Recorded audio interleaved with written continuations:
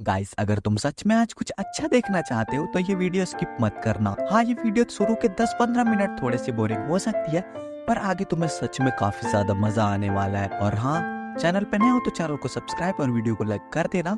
तो वीडियो को स्टार्ट करते हैं। ये कहानी है एक ऐसे लड़के की जिसकी लाइफ में खाना पीना और सोना इससे ज्यादा कुछ नहीं था, और उसकी लाइफ काफी ज्यादा बोरिंग थी और उसके हिसाब से ये सब ठीक चल रहा था। पर एक दिन जब वो अपने रोजाना के काम करके अपने बिस्तर पर जाता है तो वो पहुंच जाता है एक दूसरी दुनिया में। तो चलो देखते हैं हमारा मेन कैरेक्टर के साथ आगे क्या होता है। वीडियो की शुरुआत में हमारा मेन कैरेक्टर बताता है वो भी आम दिनों की तरह एक आम दिन था। मैंने सुबह अपने परिवार के साथ नाश्ता किया, उसके बाद मैं आर्चरी की प्रैक्टिस के लिए गया। वापस घर आके मैंने डिनर किया। नहाने के बाद मैं थोड़ा आराम करके किताबें पढ़ने के लिए अपने फादर के बुक लेता हूँ। और फिर मोगोतो जैसे ही किताब को उठाकर अपने बिस्तर पर जाता है वो खुद को एक अनजान जगह पर पाता है और एक अनजान आवाज बताती है तुम एक नई दुनिया में जाने वाले हो। मोगोतो ये आवाज सुनकर काफी हैरान होता है और उस आवाज से पूछता है आखिर तुम हो कौन और मैं दूसरी दुनिया में कैसे जा सकता हूँ। वो आवाज बताती है मैं गॉड हूँ और ये बात काफी अजीब है कि तुम्हें कुछ नहीं पता है। हमें बताया गया था कि तुम्हें सब कुछ पता है। और वो आवाज वाला आदमी सामने आता है और अपना नाम सुकियोमी बताता है। सुकियोमी कहता है मैं यहाँ तुमको हीरो बनाकर दूसरी दुनिया के गॉडेस के हाथों सौंपने आया हूँ। मोगोतो काफी हैरानी से पूछता है क्या आप वही सुकियोमी हैं जो जापान के पौराणिक कथाओं में से 3 आदर्श बच्चों में से एक है, पर आप यहाँ क्या कर रहे हैं। सुकियोमी बताते हैं मैं तुम्हारे मॉम डैड की दुनिया से हूँ और तुम्हारे मॉम डैड एक दूसरी दुनिया से हैं। किसी रीजन की वजह से तुम्हारे मॉम डैड ने दूसरी दुनिया के गॉडेस को एक कॉन्ट्रैक्ट साइन किया था और फिर वो जापान आ गए।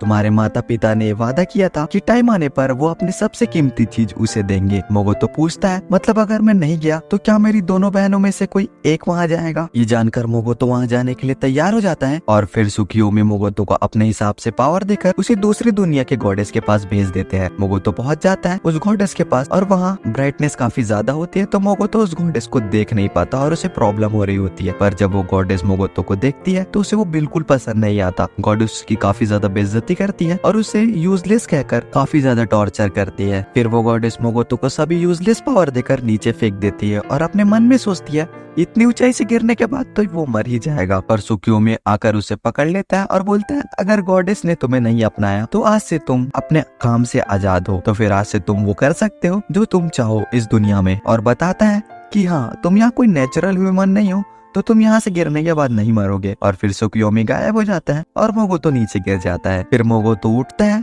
और इंसानी बस्ती की खोज में निकल पड़ता है, पर लगातार 3 दिन चलने के बाद भी उसे कोई इंसानी बस्ती नहीं मिलता। मोगोतो काफी ज्यादा मायूस हो जाता है और फिर तभी उसे एक लड़की की चिल्लाने की आवाज आती है। मोगोतो उसकी तरफ दौड़ता है। मोगोतो वहाँ पहुँच कर देखता है कि यहाँ एक 2 सर वाला मॉन्स्टर उस लड़की को खाने के फिरात में होता है। फिर हमें उस लड़की को दिखाया जाता है जो कि कोई लड़की नहीं होती, वो भी एक डीमन जैसी कुछ होती है, एक पिग गर्ल। पर अब हमारा मेन कैरेक्टर उसे बचाने का मन बना चुका था तो वो उस मॉन्स्टर से भिड़ जाता है। वो मॉन्स्टर मोगोतो पर हमला करता है पर मोगोतो काफी आसानी से उसे हरा देता है। मोगोतो की पावर देखकर वो पिग गर्ल काफी ज्यादा डर जाती है और वहाँ से भागने की कोशिश करती है, पर मोगोतो उसे समझाता है कि वो कोई बुरा इंसान नहीं है और काफी शरीफ है। मोगोतो उस लड़की से इंसानी गांव के बारे में पूछता है। वो पिग गर्ल बताती है ये जगह दुनिया की दूसरी छोर पर है, इसलिए यहाँ आसपास कोई भी गांव नहीं है क्योंकि यहाँ पूरी जमीन बंजर है। फिर वो पिग गर्ल अपना नाम एमा बताती है। मोगोतो के पूछने पर कि एमा यहाँ क्या कर रही है, वो बताती है कि वो उस होली माउंटेन की तरफ जा रही थी सीन के लिए खुद को सेक्रीफाइस करने। हमारे गांव में पूरी तरह फॉग छाई हुई है और इसकी वजह से सभी फसल खराब हो रही है और सीन को सेक्रीफाइस होने से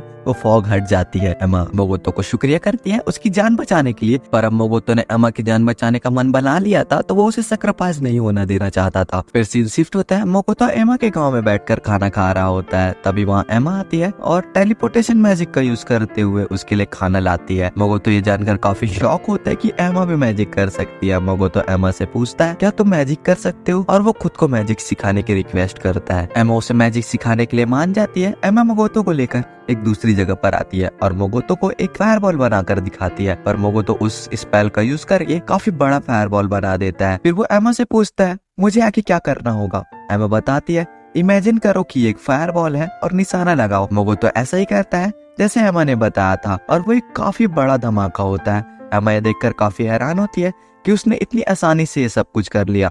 एमा उसके लिए काफी खुश होती है और उसका लेवल पूछती है, पर मोगोतो को इसके बारे में कुछ नहीं पता था कि लेवल वगैरह भी होते हैं।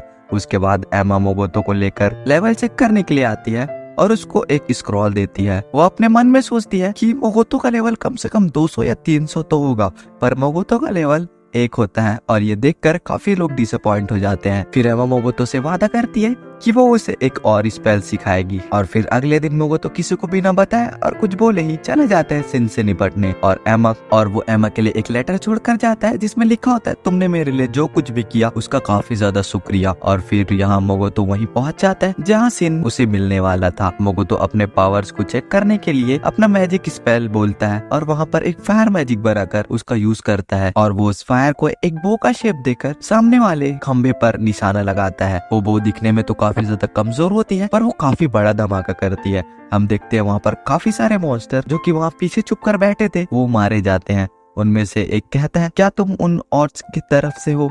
अब सिन तुम्हें नहीं छोड़ेगा, तुमने काफी ज्यादा जल्दी कर दी। और वो सभी डेमन धूल बनकर उड़ जाते हैं और तभी वहाँ चारों तरफ एक रेड कलर का फॉग छा जाता है और वो मोगोतो को घेर लेता है और हम देखते हैं एक काफी बड़ा ड्रैगन उसके तरफ देख रहा होता है और मोगोतो ये देखकर हालत पतली हो जाती है और फिर वो दोनों फाइट शुरू करते हैं। पर उस कोहरे की वजह से मोगोतो को फाइट करने में काफी ज्यादा तकलीफ हो रही होती है, पर मोगोतो अपने पावर्स का यूज करके सिन पर हमला करता है और उसके हमलों को रोक भी रहा होता है। मोगोतो अपने फायर मैजिक का यूज करता है पर सिन उसे हल्के में लेता है, पर मोगोतो का हमला सिन को जख्मी करता है। मोगोतो से जख्मी होने के बाद सिन उससे काफी ज्यादा इम्प्रेस हो जाता है। वो मोगोतो को अपने मेमोरी इल्यूजन में फंसा लेता है और वो मोगोतो के सभी मेमोरीज को देखने लगता है और उसके मेमोरीज से खेलने लगती है और सिन को ये भी पता चल जाता है कि मोगोतो एक दूसरी दुनिया से है। पर यहाँ सिन को भी मोगोतो के मेमोरीज पसंद आने लगती है और तभी मोगोतो सिन के बनाए हुए पिरामिड्स को तोड़कर काफी गुस्से में बाहर निकलता है। पर सिन मोगोतो से कहता है मैं अब लड़ाई नहीं करना चाहती और खुद को मोगोतो का सर्वेंट बनाने के लिए कहती है और मोगोतो मान जाता है। फिर सिन खुद को एक लड़की में ट्रांसफॉर्म मोगोतो सिन के ट्रांसफॉर्मेशन को देखकर कहता है अगर तुम ड्रैगन होती तो आने जाने में काफी ज्यादा आसानी होती, पर सिन बताती है कि लड़ाई में जो ज्यादा ताकतवर होता है कमजोर व्यक्ति उसी की प्रजाति का रूप ले लेता है। मोगोतो सिन से समुराई वाले कपड़ों को बदलने के लिए कहता है पर सिन को ऐतिहासिक नाटक काफी ज्यादा पसंद होते हैं इसलिए वो उन्हें बदलने के लिए मना कर देती है। फिर सिन अपने मैजिक की मदद से एक टेलीपोर्टेशन गेट बनाती है जो की उसकी दुनिया में जाती है। सिन कहती है इस फॉग की उस तरफ मेरी दुनिया है जो की पूरी तरह से मेरे कंट्रोल में है। सिन मोगोतो को उस दुनिया में लेकर जाती है जो की काफी ज्यादा खूबसूरत होती है। वो बताती है मेरी दुनिया में काफी ज्यादा खालीपन और अंधेरा था लेकिन आपके आने के बाद ये काफी ज्यादा बदल चुका है। मोगोतो वहाँ ध्यान से देखने के बाद ये नोटिस करता है कि वहाँ काफी सारे पेड़ पौधे हैं जिन्हें वो पहले से जानता है। मोगोतो सोचता है अगर ये पूरी जगह सिन के कंट्रोल में है तो वो गॉडेस यहाँ पर मेरा कुछ नहीं बिगाड़ सकती और यहाँ पर एक शहर बसाने का सोचता है। फिर वो लोग उन ऑर्क वाली जगह पर पहुंच जाते हैं। हम एमा को देखते हैं जो भागते हुए मोगोतो के पास आती है और कहती है कि सिन से वो ना लड़े। सिन बोलती है मैं ही सिन हूँ और उन्होंने मुझे हरा दिया है। एमा पूछती है आप तो श्रेष्ठ ड्रैगन है ना जो कभी नहीं हार सकती, पर आप हार कैसे गई? सिन बताती है कि मोगोतो से मैं इम्प्रेस हो गई थी इसलिए मैंने अपनी हार मान ली और ये सौदा कर लिया। और सबूत के तौर पर सिन एमा को अपने सेल्स देती है और इसे संभाल कर रखने को कहती है। फिर सिन शिफ्ट होता है। हमें ऑर्क वाले गांव की तरफ दिखाया जाता है जो कि सिन से छुटकारा पाने की खुशी में पार्टी कर रहे होते हैं। एमा मोगोतो के लिए खाना लेकर आती है और उसे गाँव को बचाने के लिए शुक्रिया कहती है। यहाँ गांव वाले लोग सोच रहे होते हैं कि मोगोतो ने सिन को हराकर हमारे गांव की लड़कियों का बदला लिया है। तभी सिन उन्हें एक हरी भरी जाऊ जगह में रहने का ऑफर देती है और वो सभी ऑर्क मान जाते हैं। सुबह होते ही सभी ऑर्क अपना सामान बांधकर तैयार हो जाते हैं सिन की जगह पर जाने के लिए। मोगोतो को अभी भी कुछ नहीं पता होता, उसे अभी भी यही लग रहा होता है कि उन्होंने सब कुछ इसलिए किया क्योंकि वो उन्हें अलविदा कहना चाहते हैं। ऑर्क बताता है कि उन्होंने सिन के इलाके में रहने के प्रस्ताव को मान लिया है और अब वो वहीं रहेंगे। मोगोतो सिन से पूछता है आखिर तुम ये क्या बोल रही हो और ये कहाँ रहने की बात कर रहे हैं? सिन कहती है कि मेरी दुनिया की बात कर रहे हैं, आप ही ने तो वहाँ शहर बचाने की बात की थी और मैं वहाँ काफी सारे जीव जंतु को पहले से बेच चुकी हूँ।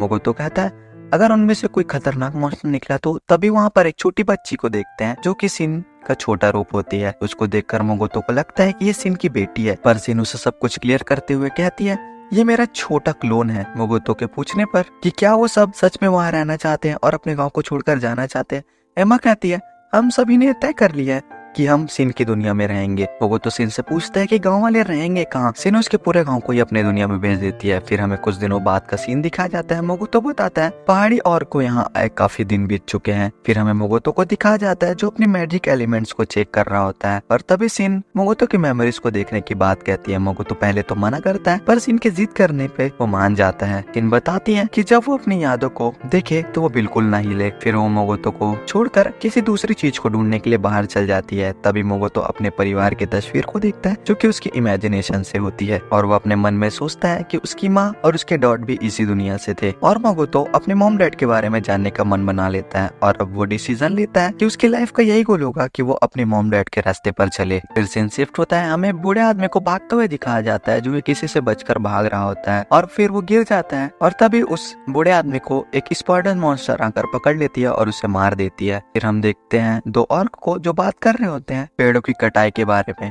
वो कहते हैं यहाँ पेड़ों की कटाई अच्छे से नहीं हो पा रही। मोगोतो उनके पास जाता है और उसकी परेशानी पूछता है। वो ऑर्क बताता है ये जगह के पेड़ काफी ज्यादा मजबूत है इसलिए वो इन्हें नहीं काट पा रहा है। वो चाहते हैं यहाँ पर पेड़ों को काटकर साफ सफाई कर यहाँ पे और भी सारे टेंट्स लगाए जाएं। फिर मोगोतो उन सभी की मदद करने के लिए अपना डैगर निकालता है और काफी आसानी से उस पेड़ को काट देता है मोगोतो और वो चोट को देखकर उसे हील कर देता है। पर जब वो खुद को हील करने की कोशिश करता है तो वो नहीं कर पाता। अभी वहाँ सीन आती है जिसके हाथों में वही बूढ़ा आदमी होता है जिसे हमने पहले देखा था। सीन बताती है हमारी इस दुनिया पर किसी ने अटैक किया है। सीन देखती है कि मोगोतो जख्मी है और उसे बताती है आपकी खून की खुशबू से वो मॉन्स्टर यहीं आएगा और अट्रैक्ट हो जाएगा। और तभी वो मॉन्स्टर वहां पर पहुंच जाता है। मोगोतो सिन को लड़ने के लिए कहता है पर सिन बहाने बनाने लगता है क्योंकि उसका मन नहीं होता लड़ने का। मोगोतो मॉन्स्टर के हमले से बचता हुआ उसके एक पैर को काट देता है और अपने फायर मैजिक का यूज करता है। तभी मॉन्स्टर खुद को बार बार रीजनरेट करके मोगोतो पर हमला करती है। मोगोतो उस पर काफी ज्यादा अटैक करता है और उसे जख्मी कर देता है। फिर वो सिन से पूछता है तुमने तो कहा था कि ये एक हद तक जख्मी होने के बाद यहाँ से चली जाएगी पर ये जा क्यों नहीं रही। सिन कहती है शायद इतने जख्मी होने के बाद वो तुम्हें पसंद करने लगी है और वो भी तुम्हारी सर्वेंट बनना चाहती होगी। फिर उसी स्पाइडर मॉन्स्टर और मोगोतो की लड़ाई काफी नेक्स्ट लेवल होने लगती है और इसे देखकर काफी मजा आ रहा होता है। मोगोतो उस पर काफी ज्यादा अटैक करता है और एनर्जी कम होने के कारण वो बेहोश हो जाता है और तभी वो स्पाइडर मॉन्स्टर उसे पकड़ लेती है। सिन उसे बचाने के लिए भागती है क्योंकि उसे ऐसा लग रहा होता है कि वो स्पाइडर मॉन्स्टर उस पर हमला करेगी पर ऐसा कुछ नहीं होता। वो मकड़ी उससे इम्प्रेस हो गई होती है और उसे छोड़ने की बात कर रही होती है। सिन उसे मोगोतो को छुड़वाते हुए कहती है वो उनकी सर्वेंट क्यों नहीं बन जाती और वो मकड़ी भी मान जाती है। फिर वो मकड़ी खुद को एक इंसान में ट्रांसफॉर्म कर लेती है। फिर सीन शिफ्ट होता है, हमें दिखाया जाता है कि मोगोतो बेहोशी से उठ गया होता है और वो देखकर काफी ज्यादा हैरान होता है कि उसकी सभी चोटें ठीक हो गई होती है। फिर उसके पास वही लड़की आती है और उसे खाने के लिए शुक्रिया कहती है और कहती है अब से मैं आपकी सर्वेंट हूँ। को तो अपने मन में सोचता है ये लड़की क्यूट तो है लेकिन जरूर दाल में कुछ काला है। और ये एपिसोड की शुरुआत में हम स्पाइडर गर्ल को देखते हैं। वो बता रही होती है कि आपको सिन ने और एमा ने मिलकर ठीक किया है। मोगोतो अपने मन में सोचता है कि एमा तो सच में काफी अच्छी इमेज है। फिर वो उस लड़की से पूछता है कि आखिर वो कौन है। लड़की बताती है कि उसे ये बॉडी कॉन्ट्रैक्ट के बाद मिली है और वही ब्लैक स्पाइडर है और अब से वो उसकी सर्वेंट है। फिर यहाँ सिन और वही बूढ़ा आदमी आते हैं। सिन मोगोतो को देखकर काफी खुश होती है। मोगोतो कहता है आखिर तुमने मेरे इजाजत के बिना मेरा कॉन्ट्रैक्ट क्यों करा दिया। पर सिन कहती है एक ब्लैक स्पाइडर तुम्हारे पीछे पड़े इससे अच्छा तो यही है ना। तभी वो बूढ़ा आदमी कहता है क्या मैं आपसे बात कर सकता हूँ। मोगोतो इसको देखकर पहचान जाता है कि वो एक ऑर्फ है। सिन बताती है ये कोई आम ऑर्फ नहीं है बल्कि एक लीडर डॉर्क है और एक काफी ज्यादा अच्छे ब्लैक स्मिथ होते हैं। वो डॉर्क मोगोतो को ग्रेड करते हुए अपना नाम बताता है। उसका नाम बैरन होता है। बैरन मोगोतो को अपने गांव को बचाने के लिए शुक्रिया कहता है और वो मोगोतो से रिक्वेस्ट करता है कि वो उसे अपने शहर में रहने दे। मोगोतो कहता है ठीक है आप यहाँ रह सकते हैं, वैसे भी हमारे पास काफी ज्यादा जमीन है। पर तभी सिन बीच में बोलती है हमारी भी कुछ शर्तें हैं, जैसे आपको हमारे शहर बसाने में मदद करनी होगी और हथियार उपलब्ध कराने में भी मदद करनी होगी। आने वाले टाइम पर तुम्हें टैक्स भी देना होगा।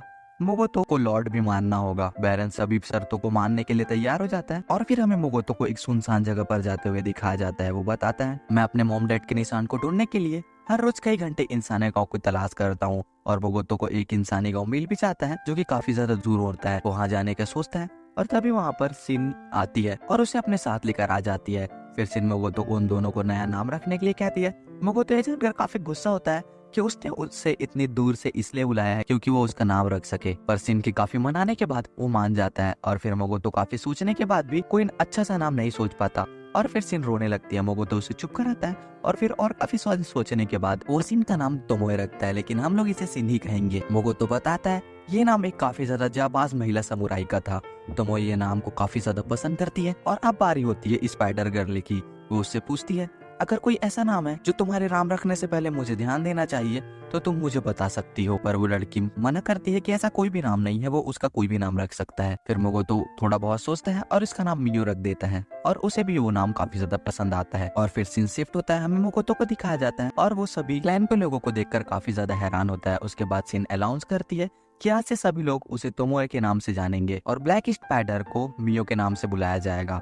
फिर सीन सभी को मोगोतो को माई लॉर्ड, यंग मास्टर या किंग के नाम में से कोई एक नाम चुनने को कहती है और सभी लोग यंग मास्टर चुनते हैं। पर मोगोतो इस बात से डिसएग्री करता हुआ कहता है वो उसका नाम ना बदले। पर ऑर्क के मासूम चेहरा को देखकर वो भी पिघल जाता है। मियो कहती है नई प्रजाति इस शहर में बस चुकी है तो हमें इसका स्वागत करना चाहिए और एल्डर डॉर्क इस काम के लिए अपने मुखिया को मौका देना चाहते हैं। ऑर्क कहता है यंग मास्टर आप इंसान तो बिल्कुल नहीं लगते और आपके गुलाम भी किसी इंसान का आदेश का पालन बिल्कुल नहीं करेंगे। और कहता है लगता है आपको गॉड्स ने किसी खास काम के लिए भेजा है। पर गॉड्स का नाम सुनकर मोगोतो काफी ज्यादा गुस्सा हो जाता है और वो इस बात से मना कर देता है। वो डॉर्क ये जानकर काफी खुश होता है। उसके बाद सीन अपने मिल्क लिजर्ड से मिलाती है और वो बताती है ये काफी ज्यादा पावरफुल होते हैं और ये हवा और पानी दोनों में रह सकते हैं। उसके बाद मियो अपने लोगों से मिलवाती है, इन्हें आल्के कहते हैं और ये हमेशा भूखे रहते हैं पर आपसे मिलने के बाद ये काफी ज्यादा ठीक हो चुके हैं और जाग चुके हैं। इसके बाद मोगोतो उन सभी की काफी तारीफ करता है और कहता है आप सभी से मिलकर अच्छा लगा। और मोगोतो मियो और सिन को सभी को सब कुछ समझाने को बोलकर वहाँ से जाने लगता है। सिन पूछती है कि वो कहाँ जा रहा है। मोगोतो कहता है कि वो इंसानी गांव की खोज में जा रहा है। फिर मोगोतो उस गांव के पास पहुंच जाता है जिसको उसने पहले देखा था। उसे वहाँ एक लड़की भी दिखती है। फिर मोगोतो उस लड़की से बात करने के लिए जाता है पर वो लड़की उसे मॉन्स्टर बोलकर वहाँ से भाग जाती है। मोगोतो ये समझ नहीं आता आखिर उस लड़की ने उसे मॉन्स्टर क्यों कहा। फिर जब वो गांव के दरवाजे के पास पहुंचता है तो वो देखता है कि सभी लोग जंग के लिए तैयार होते हैं और जब वो बात करने की कोशिश करता है तो गांव वाले उस पर हमला कर देते हैं।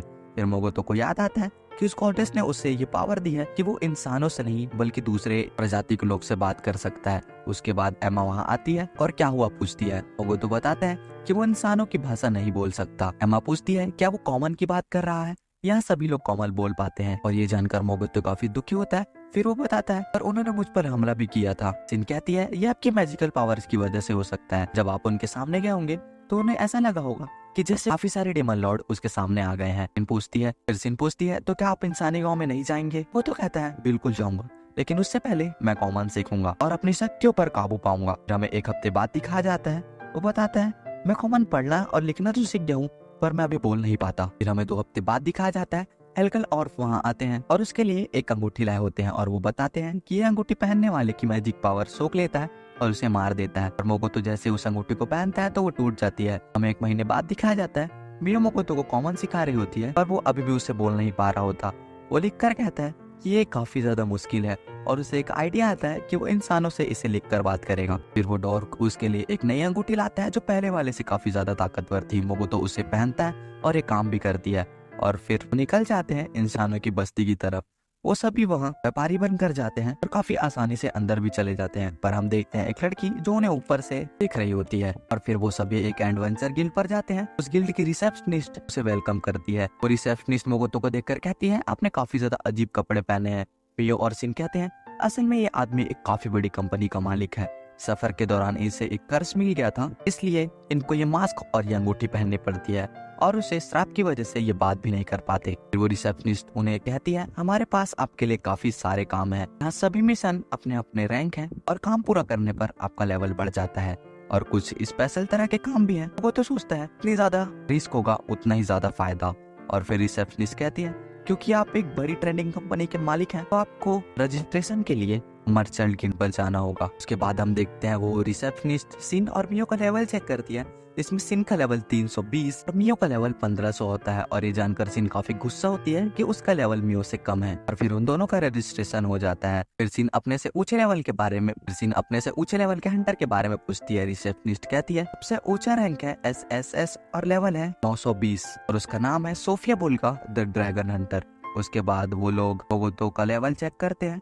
इसका लेवल अभी भी 1 ही होता है। फिर वो रुकने के लिए एक होटल रूम पर जाते हैं पर रूम मैनेजर उन्हें एक रात के सोने के सिक्के बताता है जो कि काफी ज्यादा महंगा होता है और फिर सिन उसे डराकर 2 सोने के सिक्के में राजी कर लेती है। उसके बाद मोगोतो सिन को आज रात के सामान की निगरानी करने के लिए कहता है और सिन मान जाती है और फिर हमें सिन को सामान वाले गाड़ी पर बैठा हुआ दिखाया जाता है और उसके ऊपर कुछ लोग हमला करने वाले होते हैं। फिर हम मियो को देखते हैं जो मोगोतो के साथ खाना खाने जा रही होती है, लेकिन तभी उनके पास एक छोटी बच्ची आती है।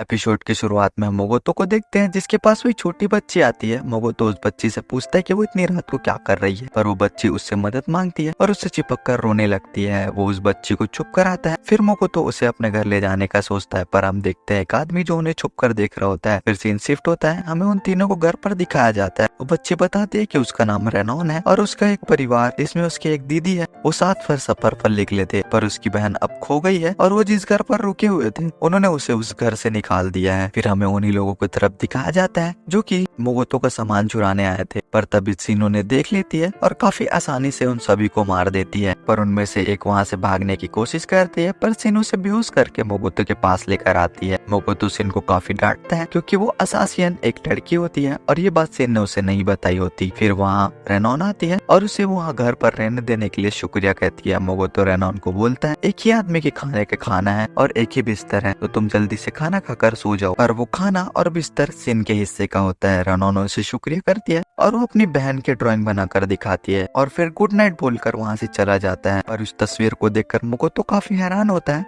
और थोड़ा उदास भी हो जाता है। फिर हम मियो को देखते हैं जो उन सभी असासियन को खाकर वापस आ रही होती है जिनको सिन ने मारा था। पर जब वो कमरे में जाती है तो मोगोतो सिन की मदद से उस असासियन की मेमोरीज को चेक कर रहा होता है जिसको उन्होंने पकड़ा था।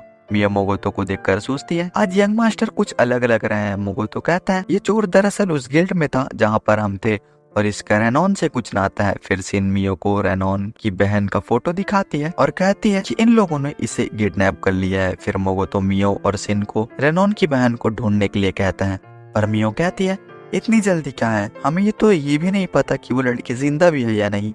पर मोगोतो काफी सीरियस होकर मियो को उसे ढूंढने के लिए कहता है और फिर मियो और सिन उसे ढूंढने के लिए चले जाते हैं। फिर हमें रेनॉन की बहन की तस्वीर दिखाई जाती है जो कि बिल्कुल मोगोतो की दोस्त हाशिकावा की तरह दिख रही होती है। फिर हमें मियो और सिन को दिखाया जाता है। मियो बोलती है यंग मास्टर सबसे शांति और अच्छे से बात करते हैं, पर उस लड़की की तस्वीर देखने के बाद वो काफी अजीब बर्ताव कर रहे थे। सिन मियो की बात से एग्री करती है। मियो को ऐसा लगता है जैसे मोगोतो उस लड़की को पहले से जानता है, पर सिन उससे कहती है ऐसा नहीं हो सकता क्योंकि मैंने अपनी पावर की मदद से उनकी पूरी मेमोरीज को देखा है।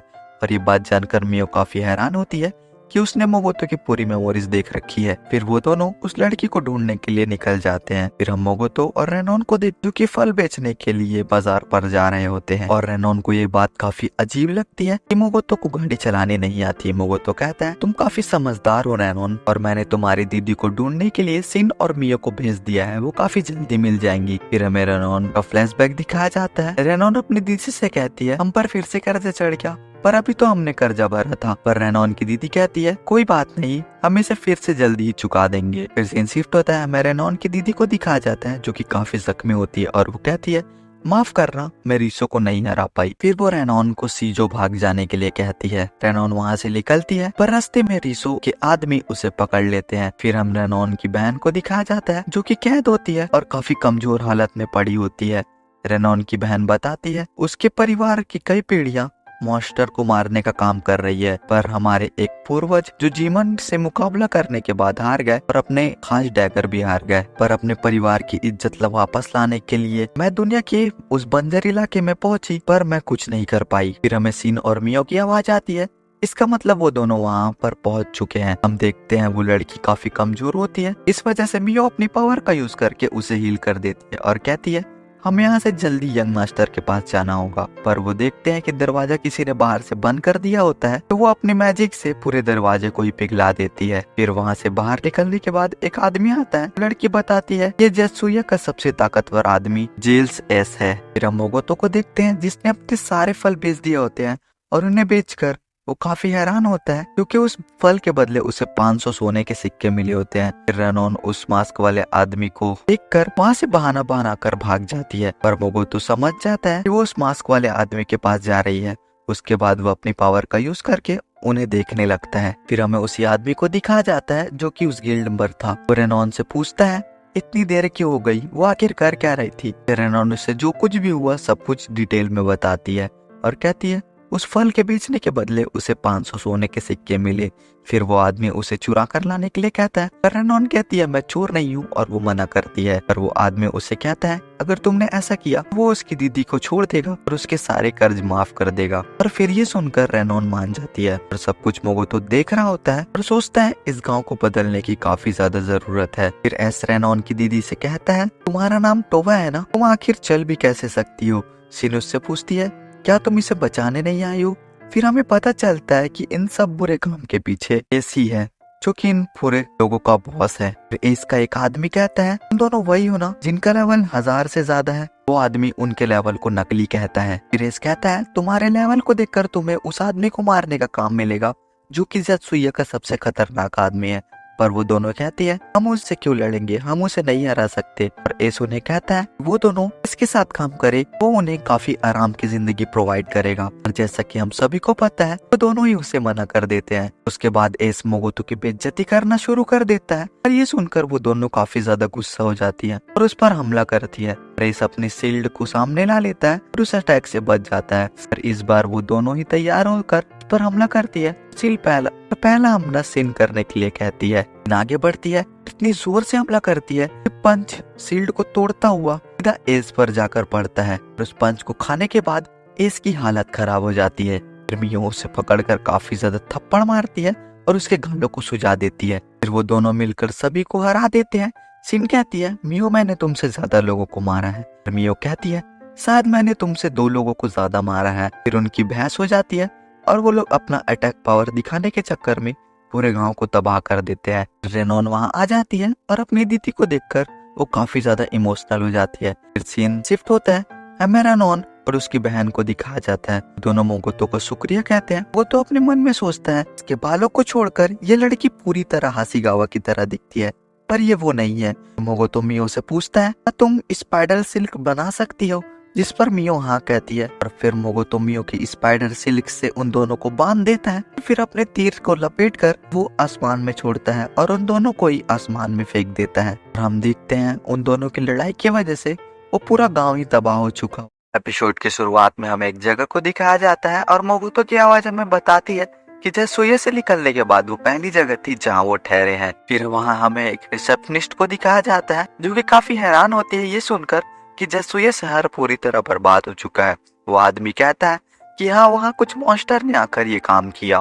मोगोतो बताता है कि उन्होंने सिन की पावर्स की मदद से पूरे शहर वालों की याददाश्त को मिटा दी थी, बस रेनॉन और टोवा को छोड़कर। वो रिसेप्शनिस्ट पूछती है क्या वो मॉन्स्टर अभी भी ज़ेत्सुया पर ही है, पर वो आदमी सिन और मियो की तरफ इशारा करते हुए कहता है नहीं, इन दोनों ने उन्हें मिलकर मार दिया। मोगोतो उस रिसेप्शनिस्ट से कहता है ज़ेत्सुया में हमारा नाम पहले रजिस्टर हो गया था। पर वो रिसेप्शनिस्ट कहती है माफ करना मगर आपको फिर से री रजिस्ट्रेशन कराना पड़ेगा। फिर मोगोतो सिन के पास जाता है और कहता है तुम्हारे और मियो के बीच कंपटीशन की वजह से ज़ेत्सुया शहर तबाह हुआ है क्योंकि मियो का लेवल तुमसे ज्यादा है। फिर वो सिन को एक योद्धा के सफर के बारे में बताता है जिससे उसका लेवल बढ़ सकता है। वो बताता है एक समय में समुराई सफर पर लिखना करते थे ताकि वो अपनी स्किल्स को बेहतर बना सके। सिन सोचती है अगर मैंने अपना लेवल बढ़ा लिया और ट्रेनिंग की तो सभी लोग मेरी तारीफ करेंगे और अपने ही मन में ख्याली पुलाव बनाने लगती है। फिर वो युद्ध के सफर में जाने के लिए परमिशन मांगती है और मोगोतो उसे परमिशन दे देता है और फिर वो चली जाती है। मियो सोचती है अगर सिन ट्रेनिंग फेर जा रही है तो क्या हम और यंग मास्टर एक साथ अकेले रहेंगे, पर ऐसा वो सिर्फ सोच रही होती है क्योंकि उसके साथ रेनॉन और उसके काफी सारे साथी होते हैं। उसके बाद मोगोतो सेंस करता है कि आगे काफी सारे मॉन्स्टर हैं और फिर वो उन्हें मियो को मारने के लिए कहता है। और फिर मियो अपने एक ही अटैक से उन सभी मॉन्स्टर्स को मार देती है और सभी लोग उससे काफी इम्प्रेस हो जाते हैं। मोगोतो आगे बढ़ने के लिए कहता है पर वो टोवा उससे कहती है ये काफी कीमती होते हैं तो हमें इन्हें इकट्ठा कर लेना चाहिए। और फिर मोगोतो मान जाता है। उसके बाद वो लोग काफी लंबी सफर तय करते हैं जिसमें उन्हें काफी सारे मॉन्स्टर मिलते हैं, पर मियो काफी आसानी से उन सभी को हरा देती है। फिर हमें सीगे शहर के गेट को दिखाया जाता है, पर जब वो आगे बढ़ते हैं तो उन्हें एक रूबी आइस नाम के काफी रेयर मॉन्स्टर मिलते हैं। मोगोतो मियो से उन्हें मारने के लिए कहता है, पर मियो उन्हें मारने के लिए तैयार भी हो जाती है। पर तभी टोवा कहती है सुनो मियो, उन मॉन्स्टर को मारते समय उनके सिर को नुकसान मत पहुंचाना। और फिर उन मॉन्स्टर पर सभी अपनी अपनी डिमांड करने लगते हैं, पर मियो इस बात से नाराज हो जाती है और मोगोतो को उन्हें मारने के लिए कहती है। फिर मोगोतो अपने तीर धनुष को पकड़कर चला जाता है अपने स्किल्स दिखाने। फिर मोगोतो काफी आसानी से और सफाई से सभी मॉन्स्टर के रेयर पार्ट को बिना नुकसान पहुंचाए उन्हें मार देता है। फिर वो लोग वहाँ से सब कुछ इकट्ठा कर देते हैं और फिर शहर की तरफ आगे बढ़ने लगते हैं। उसके बाद हमें सीगे शहर को दिखाया जाता है जो कि काफी ज्यादा खूबसूरत होता है और यहाँ काफी बिल्डिंग्स होती है। फिर मोगोतो दोबारा रजिस्ट्रेशन कराता है। वहाँ की रिसेप्शनिस्ट कहती है आपका लेवल 1 है और रैंक E पर है आप। फिर मोगोतो मिशन बोर्ड की तरफ देखता है जहाँ उसे A और B रैंक के अलावा और कोई मिशन नहीं दिख रहे होते। तभी उसकी नजर एक स्पेशल मिशन पर पड़ती है जो कि S रैंक की होती है। फिर जब मोगोतो उस मिशन को अच्छे से देखता है तो वो रिक्वेस्ट एक ट्रेडिंग कंपनी की होती है और उसमें रूबी आइस की जरूरत होती है और ये जानकर मोगोतो काफी खुश हो जाता है। तभी वहाँ पर टोवा आती है और उससे बताती है सफर के दौरान उनका लेवल बढ़ गया है और वो मोगोतो को शुक्रिया करती है। फिर वो सभी लोग सफर के दौरान मिले सभी सामान को बांटने लगते हैं। इसमें मोगोतो उसमें से सभी रूबी आइस को ले लेता है। फिर टोवा उसे अलविदा लेती है और सभी काफी उदास हो जाते हैं, पर मोगोतो कहता है क्यों ना हम सभी अपने सफर का अंत एक शानदार खाने के साथ करें और फिर सभी लोग मान जाते हैं। फिर टोवा अपने कार्ड कांटेक्ट को चेंज करती है मोगोतो के साथ और फिर रात हो जाती है। मियो और मोगोतो को उसके बताए रेस्टोरेंट पर पहुंच जाते हैं और फिर वो लोग खाना खाते हैं, पीते हैं, एंजॉय करते हैं। फिर टोवा मोगोतो को पूछती है क्या वो रेम्ब्रांड ट्रेडिंग के लिए काम कर रहा है। मोगोतो कहता है हाँ, पर आखिर क्या बात है। टोवा कहती है मैंने उनके बारे में काफी अफवाह सुनी है, पर वो क्या अफवाह होती है इसके बारे में हमें कुछ नहीं बताया जाता। फिर सीन शिफ्ट होता है। हमें मोगोतो और मियो को दिखाया जाता है जो कि खा पी कर अपने घर की तरफ जा रहे होते हैं। मोगोतो मियो से कहता है कि वो सावधान रहे क्योंकि यहाँ भी चोर हो सकते हैं जैसे जसूया में थे। और वो कहता है मुझे टोवा ने उस होटल में बताया कि रेन ब्रांच ट्रेडिंग कंपनी के साथ काम को चुनने वाले लोगों के साथ अक्सर चोरी होती है, तो मुझे लगा कि सावधान रहना चाहिए। फिर मियो घर चली जाती है और मोगोतो गाड़ी पर से सामान लाने चला जाता है, पर मियो अपने मन में सोचती है आज सीन के आने का कोई उम्मीद नहीं है, इसका मतलब मोगोतो और वो एक साथ सोएंगे। और ऐसा बस वो सोच रही होती है और अपने मन में ख्याली पुलाव बनाने लगती है। पर जब वो घर जाकर देखती है तो उसके रूम में 2 बेड होते हैं। वो एक बेड को तोड़ने का सोचती है, पर तभी मोगोतो वहाँ आ जाता है। मियो उसे देखकर पूरा हैरान हो जाती है और उसका पूरा प्लान चौपट हो जाता है। फिर मोगोतो वहाँ आता है और सीधा सो जाता है। उसके बाद सुबह हो जाती है और फिर वो दोनों दिन की दुनिया पे पहुंच जाते हैं। तभी उनके पास एमा और सिन के क्लोन आती है। मोगोतो बताता है वो लोग सीगे सुरक्षित पहुंच गए हैं और वहाँ एक ट्रेडिंग कंपनी शुरू करने वाले हैं। एमा कहती है आप इतनी अजीब तरह से क्यों बात कर रहे हैं। वो बताता है कि बाहर के लोगों से उसे ऐसे ही बात करनी पड़ती है, इसलिए वो ऐसे बात कर रहा है। पर एमा मोगोतो को काफी गुस्से में कहती है फर्क नहीं पड़ता कि आप बाहर कैसे बात करते हैं, पर आप यहाँ पर हैं तो अपने ओहदे का ध्यान रखते हुए बात करता चाहिए। फिर मोगोतो इस बात के लिए माफी मांगता है। उसके बाद एमा सभी प्रजातियों की स्थिति के बारे में बताती है, जैसे एल्का पहाड़ों पर रहेंगे और वो वहीं से आपके सभी कामों को देखेंगे। ऑर्क्स और मिड्स लिजर्ड्स उनकी मदद करेंगे। वहीं पर डॉग घर बनाने में और मरम्मत का काम करने में मदद करेंगे, साथ ही वो अपने लिए हथियार भी बनाएंगे। फिर एमा कहती है मैंने मिस्ट लिजर्ड को मैदान साफ करने के लिए और गांव की रखवाली करने का काम दे दिया है और फिर सब ने अपना काम शुरू भी कर दिया है।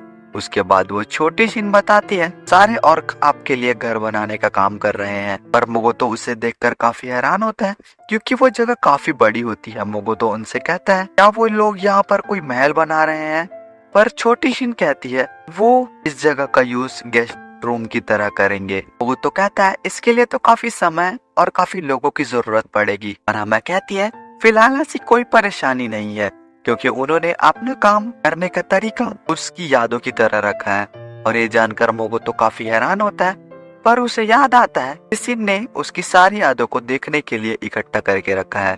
फिर मोगोतो एमा से कहता है उसकी काफी समय से कोई बात नहीं हुई है, एमा की बात उससे हुई है, पर एमा मना करती है। उसके बाद वो छोटी सिन से पूछता है इसका नाम फ्रैगमेंट है तो हम भी इसे फ्रैगमेंट ही कहेंगे। मोगोतो पूछता है क्या उसकी बात सिन से हुई, पर वो भी मना करती है। उसके बाद वहाँ एल्डर डॉफ आते हैं। मोगोतो उनसे पूछता है बैरन आपकी छड़ी कहाँ है, पर बैरन बोलता है मैंने अपने चलने के लिए एक गैजेट बनाया है, अब सभी काम बच्चों पर तो नहीं छोड़ सकते ना।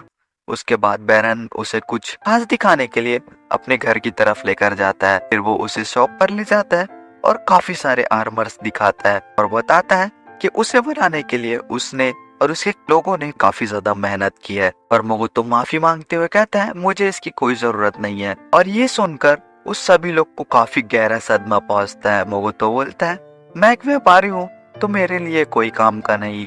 पर तभी उसकी नजर एक आर्मर पर पड़ती है जो कि उसे काफी ज्यादा पसंद आती है। बैरन कहता है इसे कोई ने बनाया है। फिर हमें उसी डॉर्फ को दिखाया जाता है जिसने अंगूठी बनाई थी। तो कोई बताता है यह आर्मर आपकी मैजिक पावर को कुछ हद तक सोख लेगी पर ये काफी ज्यादा मजबूत रहेगी। विमोगो तो उसे पहन लेता है। रोकोई बताता है आर्मर शारीरिक और जादुई दोनों तरीकों के हमले से रक्षा करेगा। लान होने पर यह आपके बचाव से कम और तेजी में ज्यादा प्रभाव डालेगा। मोगोतो उसे ट्राई करता है और वो आर्मर जादू से भरकर फट जाता है। मोगोतो कहता है क्या आप मेरे लिए कुछ ऐसा बना सकते हैं जो इससे ज्यादा ताकतवर हो। फिर सीन शिफ्ट होता है। हमें कुछ नए लोगों को दिखाया जाता है जो कि एल का होते हैं। इन्हें देखकर मोगोतो काफी हैरान होता है। और मियो बताती है कि उसने उन्हें रूप बदलने की ट्रेनिंग दी है पर वो लोग ज्यादा देर तक ये रूप बदल कर नहीं रह सकते। उसके बाद वो लोग सभी मशरूम को मोगोतो को देते हैं जिसकी उसे जरूरत होती है। और फिर हमें मोगोतो को उस शहर में दिखाया जाता है। वो कहता है इनसे बात ना होने के कारण और मियो की कभी न खत्म होने वाली भूख के कारण मैंने अकेले ही क्लाइंट से मिलने का सोचा। वो उन्हीं क्लाइंट के यहाँ पहुंच जाता है। एपिसोड की शुरुआत में हमें उसी एडवेंचरस गिल्ड को दिखाया जाता है जहाँ पर मोगोतो रुका हुआ था। और फिर वहाँ पर एक आदमी आता है और वो मोगोतो की इन्फॉर्मेशन लेने लगता है। फिर सीन शिफ्ट होता है। हमें उसी ट्रेडिंग कंपनी को दिखाया जाता है जहाँ पर मोगोतो गया था। वहाँ का ओनर अपना इंट्रो देते हुए बताता है मेरा नाम पैट्रिक है और मैं यहाँ का मालिक हूँ। मोगोतो उससे कहता है माफ करना दोस्त लेकिन मैं किसी वजह से बस लिख कर बात कर सकता हूँ। पैट्रिक उससे पूछता है उसका सीखा कितने समय हो गया। पर मोगोतो बताता है जेत्सुया से सीखे आते समय वो अपने गोदामों कर आया है इसलिए वो यहाँ पर आने में काफी लेट हो गया और वो यहाँ पर कल ही पहुंचा है। पैट्रिक कहता है मैं ज्यादातर एडवेंचरर्स को जानता हूँ पर मैंने कभी तुम्हारा नाम नहीं सुना। मोगोतो बताता है कि वो ई रैंक पर है और वो उसी के साथ लेवल 1 पर है और सबसे जरूरी बात ये उसका पहला काम है। पर ये बात सुनकर पैट्रिक अपने भाई को थोड़ा हल्के में ले लेता है और कहता है वो मॉन्स्टर्स तुमसे काफी ज्यादा खतरनाक है तुम उनका सामना नहीं कर पाओगे। फिर मोगोतो 2 रूबिया इसकी आंखें निकालता है और उसके मुंह पर फेंक के मारता है और ये देखकर तो पैट्रिक की हालत खराब हो जाती है भाई। और फिर वो मोगोतो से माफी मांगता है। मोगोतो उससे पूछता है आखिर तुम इसका करने क्या वाले हो। पैट्रिक बताता है कि हमें इसकी काफी ज्यादा जरूरत है। अब इससे एक खास तरह की मेडिसिन बनाने वाले हैं जो किसी भी बीमारी का इलाज कर सकती है और इस मेडिसिन का नाम है अमरूसिया। फिर पैट्रिक बताता है कि उसकी बीवी और दोनों बच्चे एक श्रापित बीमारी से ग्रसित है। मोगोतो पूछता है ये श्रापित बीमारी क्या होता है। पैट्रिक बताता है श्रापित बीमारी वो होती है जो विच डॉक्टर्स किया कहते हैं। पैट्रिक का बटलर बताता है मालकिन और दोनों बेटियां लेवल 8 की श्रापित बीमारी से ग्रसित है और उन्हें ये पता चला कि उनका इलाज बस अमरोसिया से किया जा सकता है। पैट्रिक बताता है कि उन्होंने उस विच डॉक्टर को पकड़ तो लिया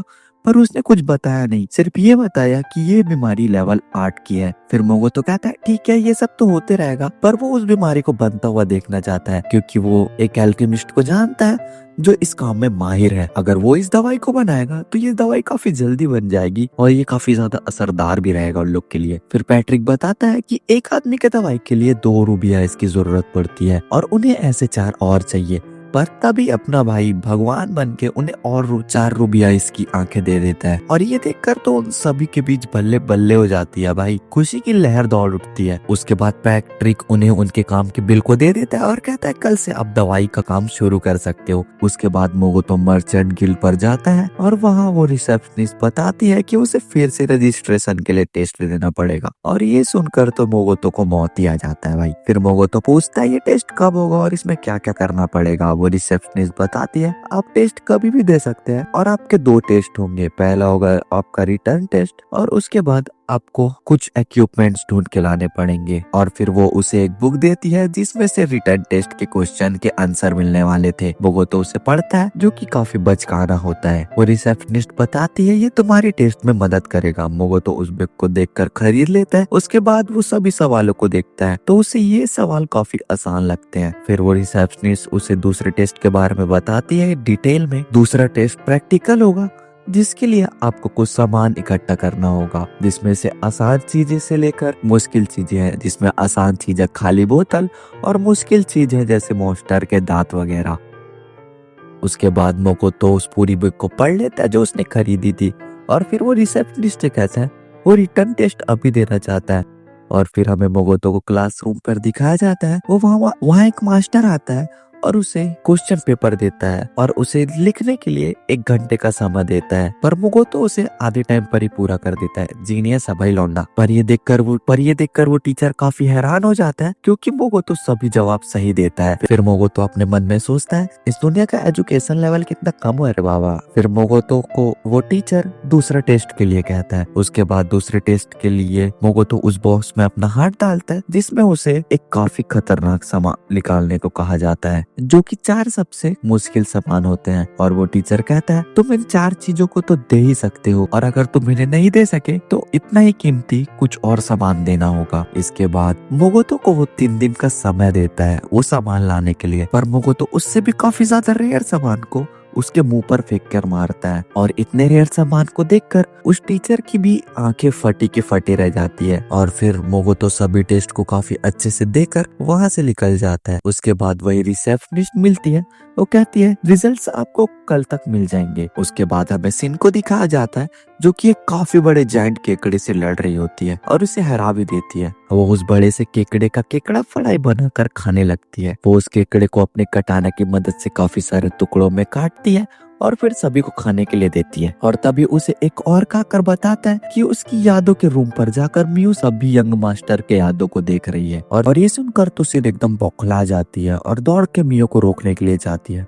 और वो आकर देखती है तो मियो अपना काम कर रही होती है और एमा सिन का स्वागत करती है। एमा उससे बताती है कि मियो मोगोतो की यादों को ट्रांसलेट कर रही है, पर अभी भी उसकी काफी सारी मेमोरीज हैं जो ट्रांसलेट करना बाकी है, और इसीलिए एमा ने उसे यहाँ पर बुलाया है। और फिर ये सुनकर सिन बहाने बनाने लगती है, अरे मैं तो वो करने जा रही थी लेकिन। और फिर एमा उसे धमकाते हुए कहती है जब तक वो काम अपना सही से कर रही है तब तक वो मोगोतो से ये नहीं बताएगी कि सिन यहाँ पर काफी समय से आ गई है और वो अपना केकड़ा बनाकर खा रही थी। उसके बाद सिन मान जाती है और वो एमा को जाने के बाद ऐतिहासिक नाटक देखने की बात करती है, पर मियो उसे ऐसा करने से मना करती है। पर सिन उसे कहती है मेरे ट्रेनिंग पर जाने के बाद तुम भी तो यंग मास्टर के साथ अकेली थी ना, तुम दोनों अकेले होटल पे रुके थे है ना। और फिर ये सुनकर मियो शर्म के मारे लाल हो जाती है। मियो कहती है मुझसे सवाल जवाब करने के अलावा तुम्हें यंग मास्टर से मिलना चाहिए। फिर हमें मोगोतो को एक बार में दिखाया जाता है, पर उसे वहाँ के ड्रिंक्स की कोई भी नॉलेज नहीं होती, ऐसे ही पहुंच गया होता है लौंडा अपना। फिर वो वेटर से एक रैंडम ड्रिंक मंगाता है जिसका स्वाद ना उसे पता होता है और ना ही हमें। फिर हम 2 लोगों को बात करते हुए सुनते हैं। वो लोग बात कर रहे होते हैं आज जंगल में एक रेड बीस्ट का ग्रुप दिखना बंद हो गया है। वो दूसरा आदमी कहता है शायद ये अचानक उस ग्राइंड क्रैब के आने से हुआ होगा। और उस ग्राइंड क्रैब के बारे में सुनकर वो तो सोचने लगता है कि ये किस तरह का केकड़ा है भाई। और फिर वो वेटर उसके लिए ड्रिंक लाती है। मोगो तो उसे ट्राई करता है पर वो उसे काफी ज्यादा बेकार लगता है क्योंकि उसका स्वाद केले के जैसा होता है। और फिर वो सिन की दुनिया में आ जाता है। फिर फ्रैगमेंट और मोगो तो मिलकर वहाँ पर कुछ फल खाते हैं। मोगो तो उन्हें शुक्रिया करता है कि वो उन्हें फल इकट्ठा करने में मदद कर रही है। फ्रैगमेंट कहती है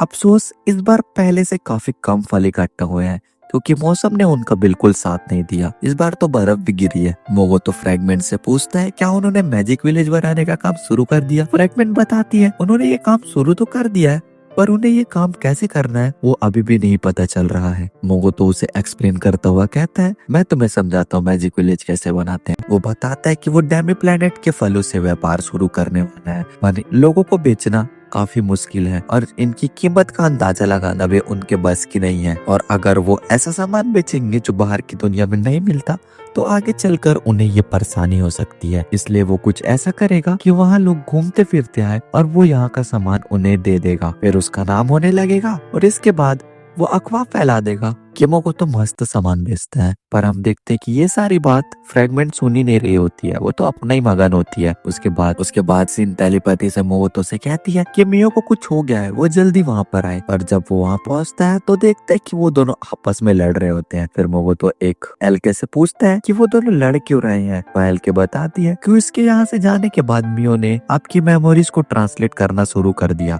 और फिर सिन छुप कर डेमी प्लेनेट पर आ गई और उन्होंने किसी को बताया भी नहीं। और मियो ने गलती से वो यादें देख ली जो सिन ने अपने लिए रखी थी और फिर बस ये सब शुरू हो गया। पर मोगोतो को अभी भी कुछ खास समझ नहीं आया होता है। फिर मोगोतो सिन से पूछता है आखिर क्या बात है, वो लोग लड़ क्यों रहे हैं। फिर मोगोतो उन्हें शांत करा देता है और फिर वो मियो को उसकी मेमोरीज सिन को वापस करने के लिए कहता है। उसके बाद वो पूछता है कि आखिर डेमी प्लेनेट में वापस आने के बाद तुमने मुझसे बात क्यों नहीं की सिन। और फिर वो दोनों आपस में ही बहस करने लगते हैं। फिर मोगोतो फिर से उन्हें शांत करा देता है और फिर वापस सीगे आ जाता है क्योंकि उसे सुबह जल्दी काम होता है।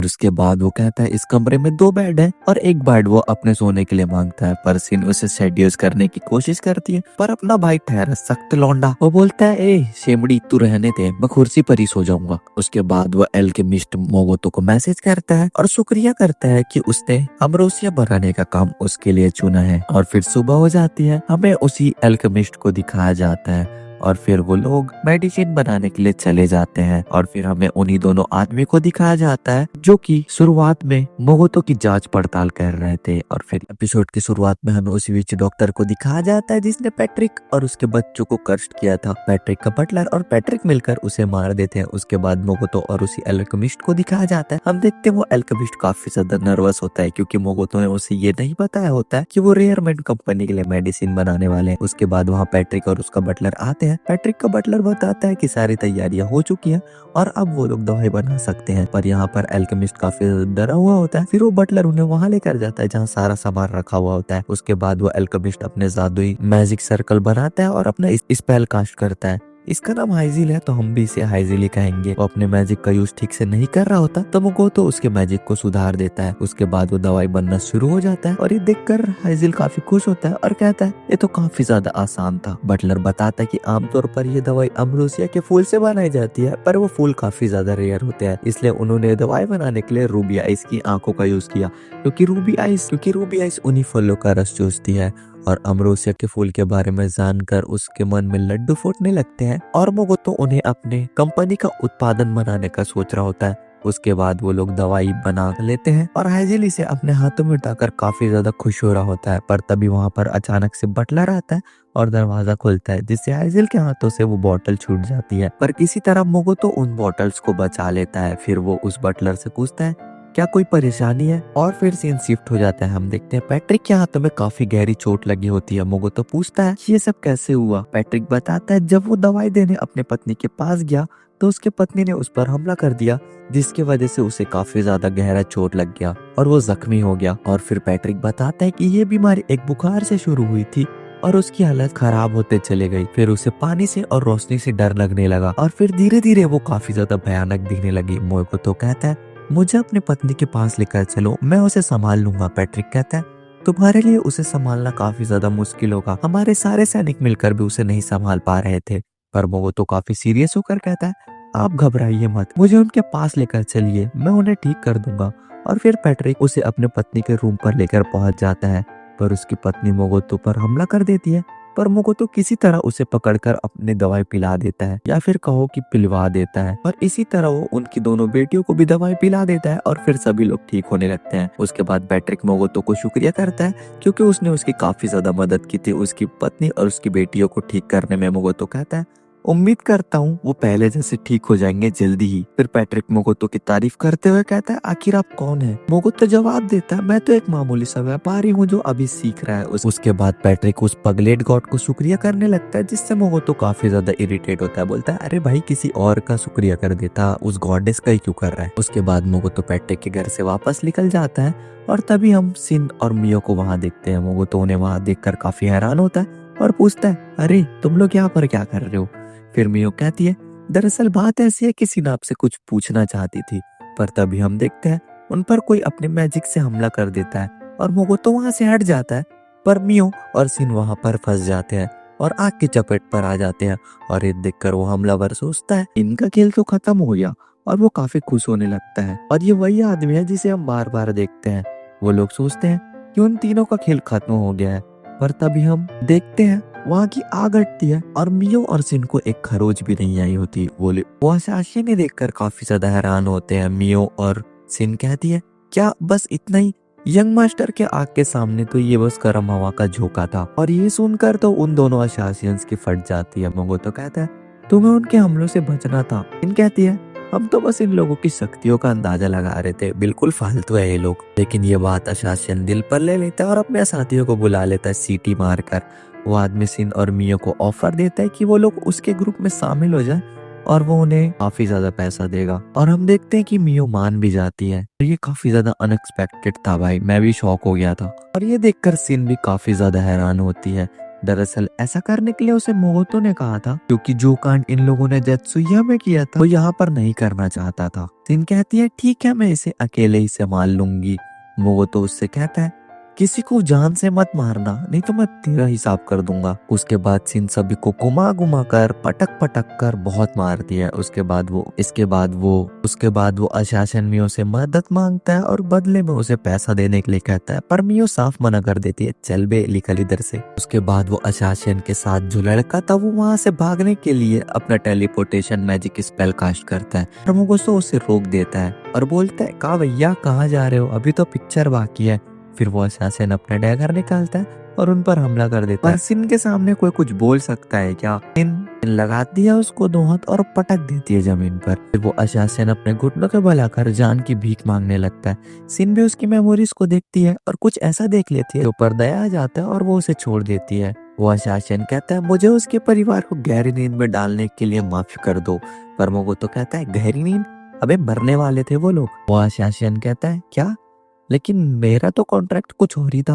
वो बताता है उस मैजिशियन ने उसे गहरी नींद का श्राप देने को कहा था, इसलिए वो माना था, नहीं तो मैं नहीं मानता भाई। मोगो तो सिन से कंफर्म करता है कि क्या वो सच बोल रहा है और सिन भी कहती है हाँ सही बोल रहा है। और फिर वो लोग उसे छोड़ देते हैं। पर हाँ मियो नहीं छोड़ती है भाई, वो तो अपना पैसा ले लेती है। यहाँ बात हुई थी 10 सोने के सिक्के की और मियो उसका पूरा पोटली रख लेती है। फिर सीन शिफ्ट होता है, हमें उसी असासिन को दिखाया जाता है और वो पैट्रिक से माफी मांग रहा होता है। उसका बटलर बोलता है निपटारा कर दे क्या इसका। और पैट्रिक बोलता है मोगोतो की वजह से इसे छोड़ देते हैं। के बाद वो असासिन एक जगह पर बैठा हुआ होता है और तभी उसके पास सीन आती है और पूछती है वो आगे क्या करने वाला है। वो कहता है कुछ ना कुछ तो कर ही लूंगा, बहुत सारे दोस्त हैं मेरे। सीनू उसे एक कटाना देती है और कहती है मैंने तुम्हारा तलवार तोड़ दिया था, उसके बदले ये एक गिफ्ट है। और फिर सीनू उसे अपने साथ काम करने का ऑफर देती है और इसे बड़े से पोटले में काफी सारे सोने के सिक्के भी देती है। और फिर हम देखते हैं कि वो मान जाता है। फिर सीन शिफ्ट होता है, हमें पैट्रिक और उसके बटलर को दिखाया जाता है जो कि मोगोतो की ट्रेडिंग कंपनी के बारे में बात कर रहे होते हैं। और हम देखते हैं कि सिन भी उन्हें छुप कर सुन रही होती है। और इसके बाद ये एपिसोड यहीं पर खत्म होता है। तो अगर वीडियो पसंद आई तो चैनल को सब्सक्राइब और वीडियो को लाइक जरूर करना।